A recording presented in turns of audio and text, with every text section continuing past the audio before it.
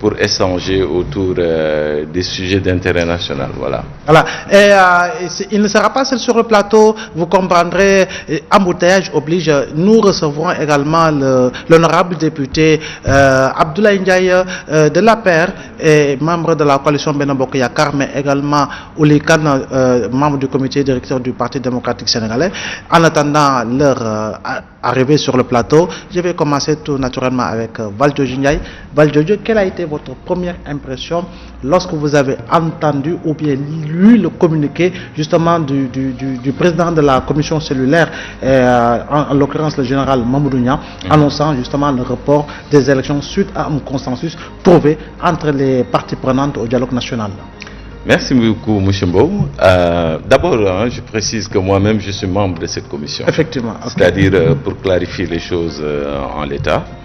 Et je pense qu'on ne peut pas, comme ça, d'emblée, formuler un point de vue sur la question sans pour autant un peu remonter au niveau, faire la genèse de ce processus. En fait, qu'est-ce qui s'est passé? C'est qu'au lendemain de l'élection présidentielle, déjà au mois d'avril, avec certains collègues au niveau de la société civile, nous avons eu à alerter très fortement d'ailleurs, aussi bien l'ensemble des acteurs politiques que des citoyens en général, à travers la presse, pour dire qu'il était nécessaire, si nous voulons tenir à date échue les élections locales, il était nécessaire et quasiment indispensable de procéder à la révision exceptionnelle des listes électorales dès la seconde quinzaine du mois d'avril. À l'époque, je pense qu'un certain nombre d'acteurs politiques, ils avaient d'autres préoccupations, etc. Nous avons insisté, mais sans écho. Évidemment, il y avait cette dynamique qui parlait de dialogue national, dialogue politique, etc. Jusqu'à, je pense, le mois suivant, le mois de mai, le ministre de l'Intérieur a convoqué les acteurs politiques un peu pour échanger avec eux autour du processus électoral, parce que ça devenait de plus en plus pressant. Et c'est à l'issue de ces échanges qu'il a été décidé de mettre dans un premier temps un cadre de concertation effectivement, autour du processus électoral. Ça a été fait, ça a été acté, mais par la suite, il y a le président de la République qui a lancé l'appel au dialogue national, etc. Donc l'ensemble des parties prenantes, une partie, je pense, des parties prenantes du processus électoral se sont retrouvées au niveau du palais. Et vous avez tous constaté avec nous, pratiquement, par exemple, la démarche discordante, tant au niveau de la classe politique que peut-être dans certaines franges de la société civile. Mais pour l'essentiel, je m'excuse, mais au niveau de la société civile, quasiment tout le monde était là-bas.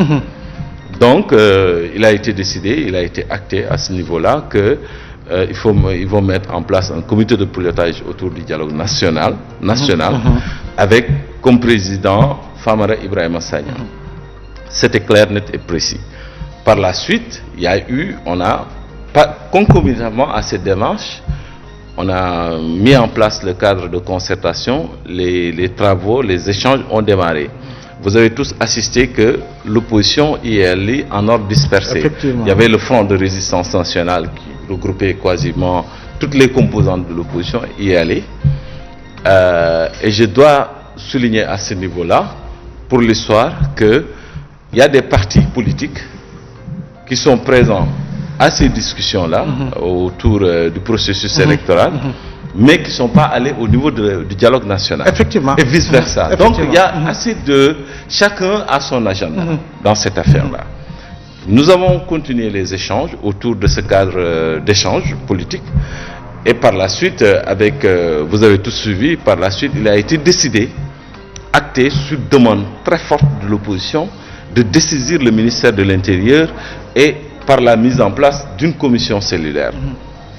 Ça a été acté par la plénière. Résultat des courses, ça a été mis en branle.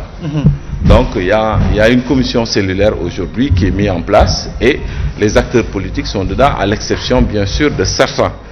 Notamment le Parti démocratique sénégalais n'est pas présent au niveau de la commission cellulaire. Donc je peux vous dire que c'est au niveau des parties prenantes que les échanges ont eu lieu. Nous avons échangé à l'interne et il y a eu cette position technique, parce que moi je pense que j'essaie toujours de dissocier un peu les questions politiques des questions politiques, des questions techniques. Parce qu'à l'époque, je le rappelle encore une fois, nous avons insisté au niveau de la société civile pour dire qu'il était important de respecter le calendrier républicain. Et je me rappelle, j'ai été quasiment le seul, avec peut-être Déthié Fall de Rewmi, de parler du respect du calendrier républicain et de la nécessité absolue de commencer la révision exceptionnelle, si nous voulons tenir la date du 1er décembre, de respecter la révision exceptionnelle, la date de la révision exceptionnelle sur les listes électorales, si nous voulons tenir la date du 1er décembre, de faire dès le 15 avril. Et ce qui n'a pas été fait. Ça n'a pas été fait. Il y a une responsabilité avec des conséquences du quand gouvernement là-dessus. Aujourd'hui, par exemple, arrivé en ce moment-là, nous sommes au mois de juillet, moi-même, ça m'a fait un peu sourire hein, quand j'ai vu, par exemple, le ministre de l'Intérieur convoquer les acteurs politiques pour discuter sur la caution. Parce que nous savons, nous travaillons tout le temps sur les élections, nous savons que quand on acte le principe de la fixation de la caution, immédiatement, il est acté également les formulaires sur le parrainage. Alors que nous savons tous aujourd'hui le problème qui se pose sur les questions de parrainage. Ça pose problème réellement pour les élections. Donc il y a énormément de problèmes et techniquement, nous avons estimé, et moi je le sais, je l'ai dit, techniquement, si aujourd'hui c'est illusoire et quasiment impossible de tenir la date du 1er décembre à partir du 1er juillet. La responsabilité de l'État est engagée, c'est vrai, mais au moment où nous sommes le 15 juillet, au-delà du 15 juillet, on ne peut pas faire la révision exceptionnelle des listes électorales, procéder à l'évaluation de la phase contentieuse. Ensuite, à partir du 6 septembre, devoir ouvrir le dépôt des candidatures. Comment on va le faire? En amont, il y a le parrainage qu'il faudrait régler. Ensuite, la phase contentieuse même sur le parrainage. Mais attendez, c'est pas possible. C'est quasiment impossible. Alors, Oulikane vient de nous rejoindre sur le plateau. Ouli, bonsoir. Bonsoir. Ça va, vous allez bien? Ça va bien, merci, vous allez bien? Vos rangs, ça bouge? Oui, ok, ça bouge très alors bien. super.